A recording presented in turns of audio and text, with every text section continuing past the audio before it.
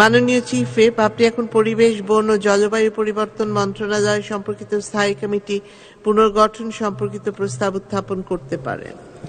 ধন্যবাদ মাননীয় স্পিকার।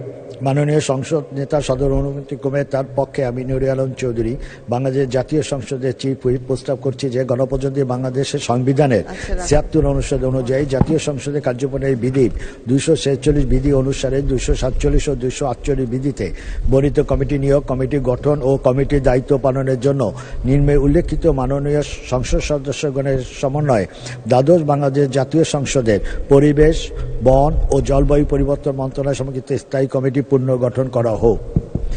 জনাব দীপঙ্কর তালুকদার ২৯৯ রাঙ্গামাটি সভাপতি, ভারপ্রাপ্ত মন্ত্রী অথবা প্রতিমন্ত্রী সদস্য জনাব আ.স.ম ফিরোজ ১১২ পটুয়াখালী ২ সদস্য, জনাব মোহাম্মদ শাহাবুদ্দিন ২৩৫ মৌলভীবাজার ১ সদস্য, জনাব মোহাম্মদ আব্দুল ঔদুদ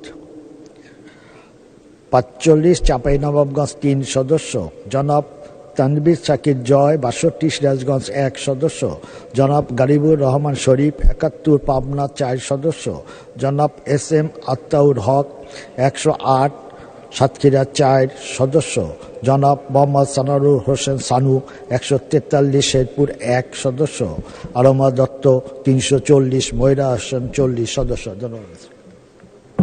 ধন্যবাদ মাননীয় চিফ হুইপ। সংসদের সামনে প্রশ্ন হচ্ছে, মাননীয় সংসদ নেতার অনুমতিক্রমে তার পক্ষে মাননীয় চিফ হুইপের প্রস্তাব মতো এবং তার প্রস্তাবিত সদস্যদের সমন্বয়ে পরিবেশ, বন ও জলবায়ু পরিবর্তন মন্ত্রণালয় সম্পর্কিত স্থায়ী কমিটি পুনর্গঠন করা হোক। যারা এই প্রস্তাবের পক্ষে আছেন তারা হা বলুন, যারা এই প্রস্তাবের বিপক্ষে আছেন তারা না বলুন। হা জয়যুক্ত হয়েছে, হা জয়যুক্ত হয়েছে, হা জয়যুক্ত হয়েছে। অতএব প্রস্তাবটি সংসদে সর্বসম্মতিক্রমে গৃহীত হলো এবং পরিবেশ, বন ও জলবায়ু পরিবর্তন মন্ত্রণালয় সম্পর্কিত স্থায়ী কমিটি পুনর্গঠিত হলো।